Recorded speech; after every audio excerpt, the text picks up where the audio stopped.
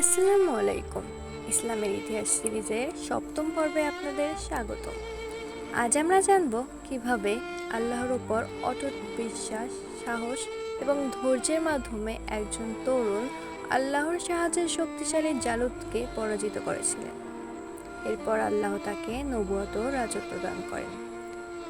সেই সময় বনি ইসরায়েল দুর্বল হয়ে পড়েছিল।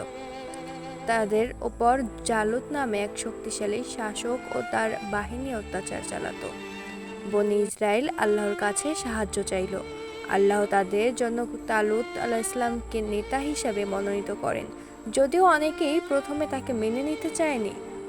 যুদ্ধে যাওয়ার পথে আল্লাহর নির্দেশে একটি নদীর মাধ্যমে সৈন্যদের পরীক্ষা নেওয়া হয়।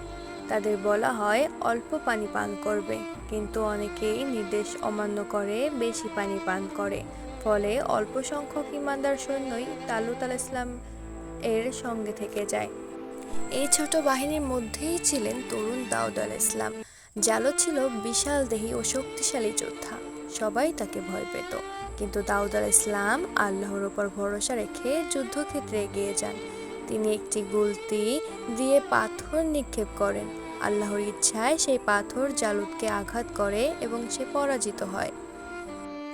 কুরআনে বলা হয়েছে, অতঃপর তারা আল্লাহর অনুমতিতে তাদের পরাজিত করল, আর দাউদ আলাইহিসসালাম জালুতকে হত্যা করলেন।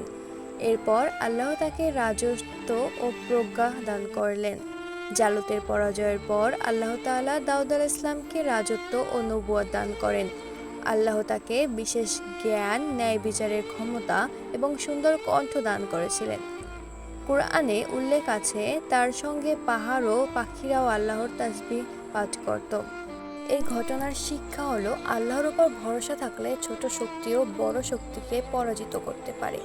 বিজয় সংখ্যার উপর নয়, আল্লাহর সাহায্যের উপর নির্ভর করে। ধৈর্য, ঈমান ও সাহস একজন মানুষের সফল করে। অহংকারের পরিণতি ধ্বংস।